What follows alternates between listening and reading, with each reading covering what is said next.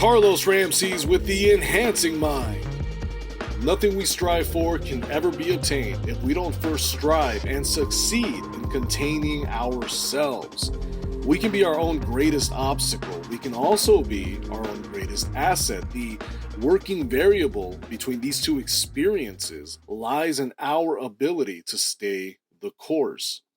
We all know by now that in order for us to achieve anything, first thing you need to do is build out the map. And the second thing you need to do is follow that map. Obviously, it's easier said than done. I mean, the truth is, most of us need this self-help material to get the bits and pieces we need individually to build ourselves a strong foundation, like a bird that takes bits and pieces from every tree to build a nest. And one of the first things we can add to this foundation is a strong impulse control center. It's a good idea to develop this early because it's a good idea to fail at it early in order to get it right early.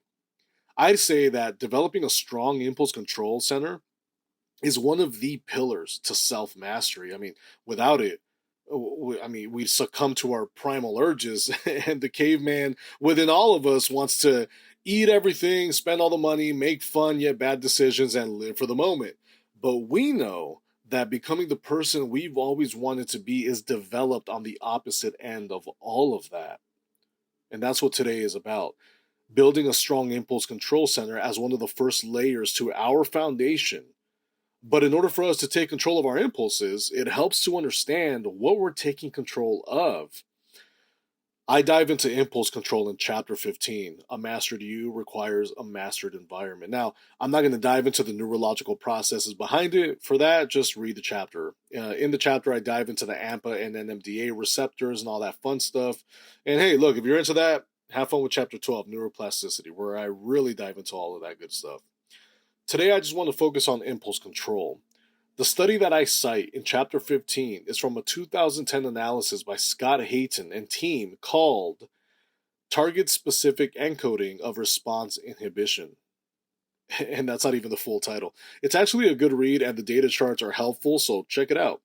But what they ended up finding is that in a healthy mind, which healthy in this context is a mind with no distortions and corticostriatal projections in related areas, is that impulse control is essentially a memory of a learned response, a response of which is reinforced with the strengthening of AMPA receptors at the time of inhibition, or at the time of you not doing that thing you wanted to do.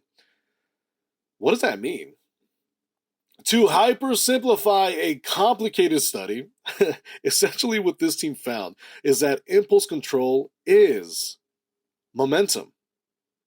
Essentially, if you choose to give into your impulses, the receptors relax. The moment you exercise self-control, the receptors activate.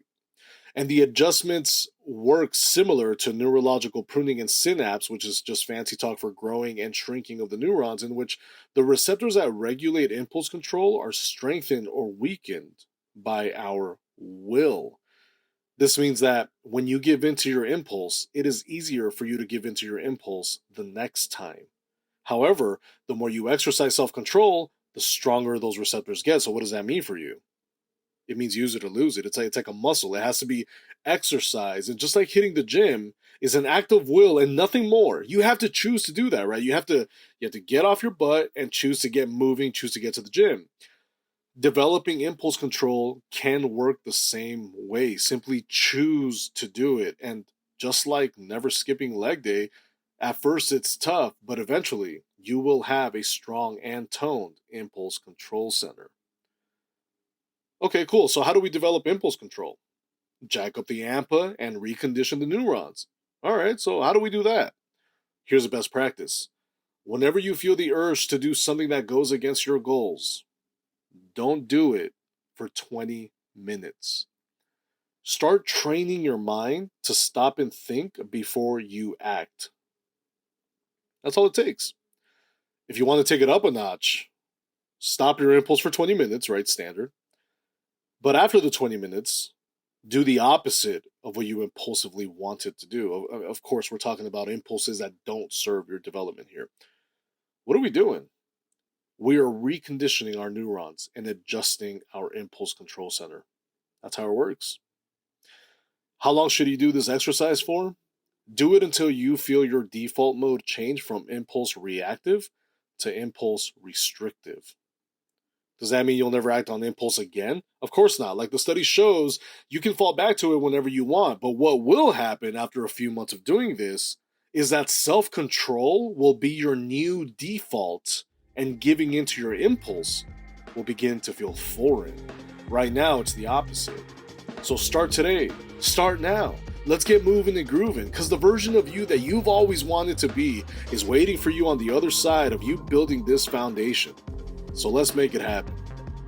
That's all I've got for you. Carlos Ramsey's with the Enhancing Mind. Talk to you soon.